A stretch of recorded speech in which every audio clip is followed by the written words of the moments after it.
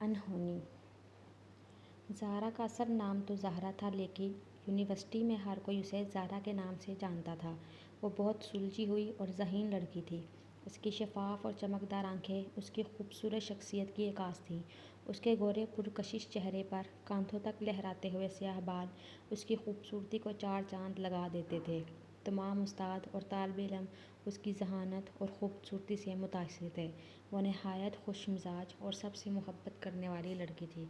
University में दाखिले के बाद हमारी मुलाकात अपनी जमात में हुई और आहिस्ता आहिस्ता हम दोनों अजीज़ तरीन दोस्त बन गए।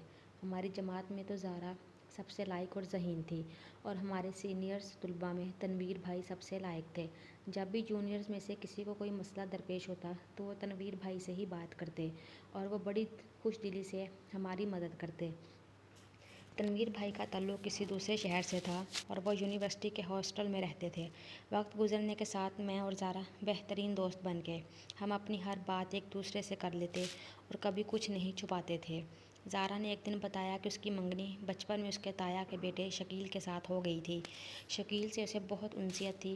उसकी एक वजह तो उसका खूनी रिश्ता था और दूसरा वो रिश्ता जो बचपन ही से उसका शकील के साथ बन चुका था। वह शकील की बातें बड़ी मोहब्बत से मेरे साथ करती और बताती कि शकील भी ज़ारा को बहुत पसंद करता है।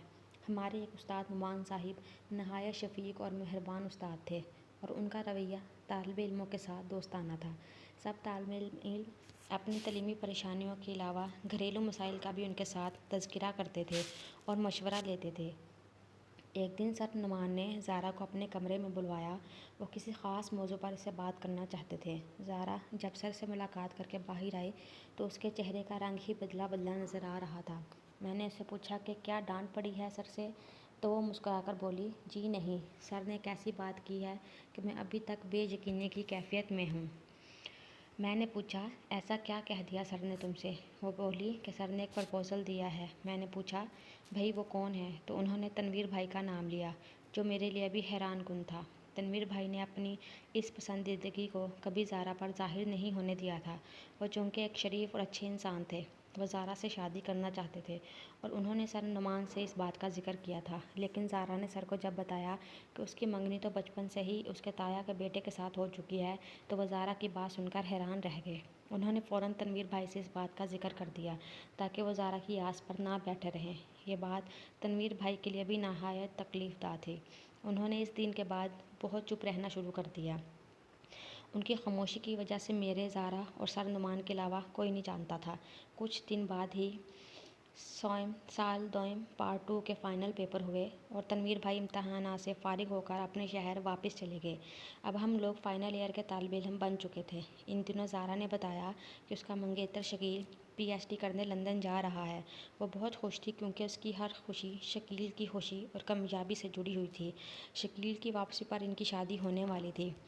वो इसके जाने से कुछ उदास भी थी, लेकिन ये सोचकर खुश हो जाती कि वह तलीम के हसूल के लिए तो जा रहा है। फ़ाइनल इम्तहानात से फ़ारिग होकर मुझे और ज़ारा को एक ही कॉलेज में नौकरी मिल गई। हम दोनों बहुत खुश थे कि एक ही जगह पर मिलकर पढ़ाएंगे। हम इकट्ठे कॉलेज जाते और वापस आते। ज़ारा अक्सर शकील का जिक्र करती कि वो रोज़ वहाँ से फ़ोन करता है और रोज़ उसकी बातें शकील से होती हैं।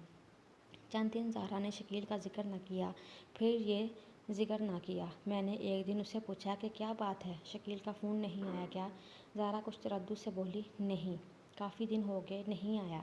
मैंने फ़ौरन राब्ता किया है, लेकिन उसका फ़ोन बंद है। दिन महीने में बदलते गए। शकील ने ना तो अपने घर वालों से कोई राब्ता किया और ना ही ज़ारा से। उसकी ये खामोशी किसी तूफ़ान का पता दे रही थी। ज़ारा और उसके घर वाले बहुत परेशान थे। एक दिन ज़ारा को कॉलेज ले जाने के लिए मैं उसके घर गई तो वो जाने के लिए तैयार नहीं थी। उसका चेहरा बहुत उतरा हुआ था और उसके सब घर वाले भी खामोश थे।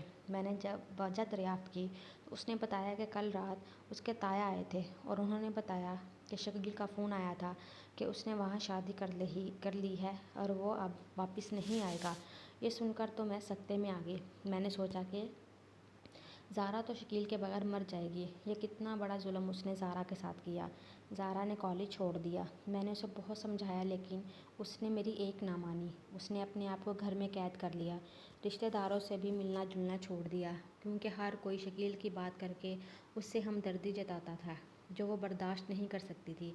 زارا میری بہت پیاری اور عزیز دوست تھی اور میں نے ہمیشہ اسے اپنی بہن سمجھا تھا۔ اس کا غم مجھ سے دیکھا نہیں جاتا تھا۔ ایک رات میں اس کے بارے میں سوچ رہی تھی کہ ایک خیال بجلی کی طرح میرے ذہن میں کوندا۔ میں صبح کالج سے واپسی پر سیدھی یونیورسٹی گئی اور سر نعمان سے ملی۔ مجھے دیکھ کر وہ بہت خوش ہوئے اور آنے کی وجہ دریافت کی۔ میں نے زارا کے بارے میں سارے حالات انہیں آگاہ کر دیا اور زارا تنویر بھائی کے حوالے سے یہ تجویز پیش کی کہ اگر ان کی شادی ہو جائے تو زارا بھی اس صدمے سے نکل آئے گی اور تنویر بھائی کی خواہش بھی پوری ہو جائے گی۔ نعمان کو میری یہ تجویز بہت پسند آئی۔ انہوں نے اسی وقت تنویر بھائی سے رابطہ کیا اور انہیں سارے حالات بتائے۔ تنویر بھائی نے سر سے ملاقات کی اجازت چاہی اور اگلے ہی دن لاہور آ کر ان سے تفصیلاً بات کی اور ان سے گزارش کی کہ آپ پہلے زارا کے والدین سے بات کریں۔ میں تو اپنے گھر میں تب ہی بتا چکا تھا جب میں نے آپ سے بات کی تھی۔ سر نعمان زارا کے والدین سے ملنے ان کے گھر گئے۔ وہ سب سر نعمان کو اچھی طرح جانتے تھے۔ انہوں نے ان کا بہت اچھی طرح استقبال کیا۔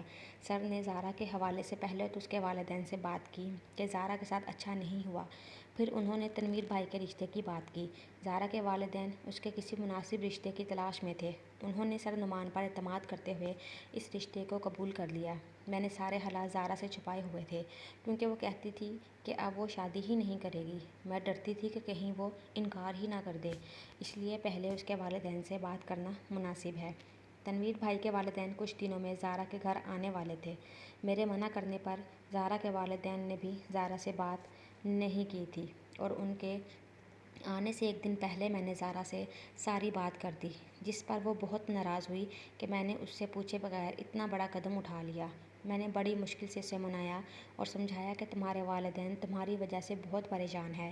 اتنا مناسب اور اچھا رشتہ ملنا بہت مشکل ہے، اس لیے تم کوئی ہنگامہ مت کھڑا کرنا۔ اور تنویر بھائی تو تم سے اتنی محبت کرتے ہیں، پہلے تو تمہاری مجبوری تھی لیکن اب تم مجبور نہیں ہو۔ آخر زارا میرے بہت سمجھانے پر مان ہی گئی۔